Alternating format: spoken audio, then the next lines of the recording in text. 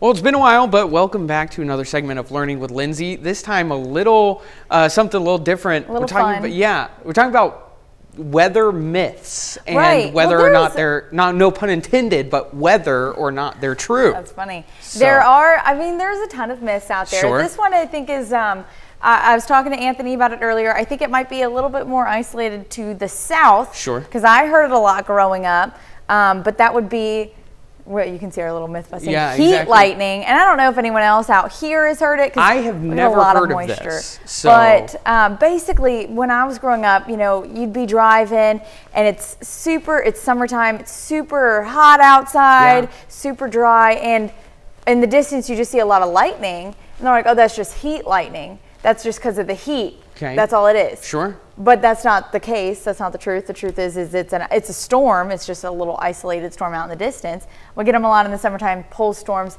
But sometimes, and I think we can go to the next one. Yeah, real or myth? It's a myth. It's a myth. Okay. So it's the myth that gets so hot in the summertime that you just get this lightning that is produced.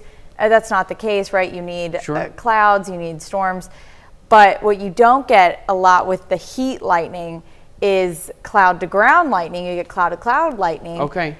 And so that's kind of what gives the illusion that it's just in the sky and it's just caused by the heat, but really it's a storm, and what happens is the rain will evaporate before it hits the surface. It's called virga. Okay. And so you don't know that it's actually a storm. You don't know that it's actually raining. You don't feel the rain. Exactly. And then you just see lightning. Yeah. Kind of thing. What we kind of call it dry lightning, I feel like is what we call it, almost in a sense. And that's, it sort of is, because you're not getting the rain touching the surface, but the rain is still up in the atmosphere. So you talk about, you see it off in the distance and everything, right? So it looks like storm clouds and everything? Well, it's nighttime usually. Okay. So you can't always see the clouds at night, and I think that plays into the whole myth thing as well. All you really see is the flashes of lightning in the clouds.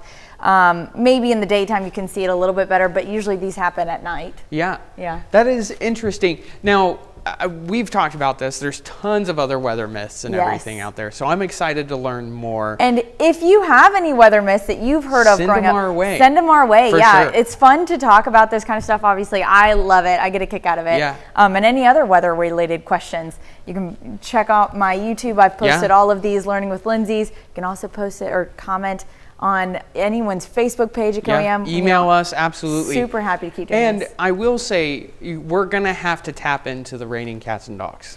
We're going to have to tap into that. No, that's real. That is real. That is real. Well, I've heard that frogs have fallen from the sky during a rainstorm, so we'll have to check into that one too. I'll look into that one. Okay, sounds good. We'll be right back.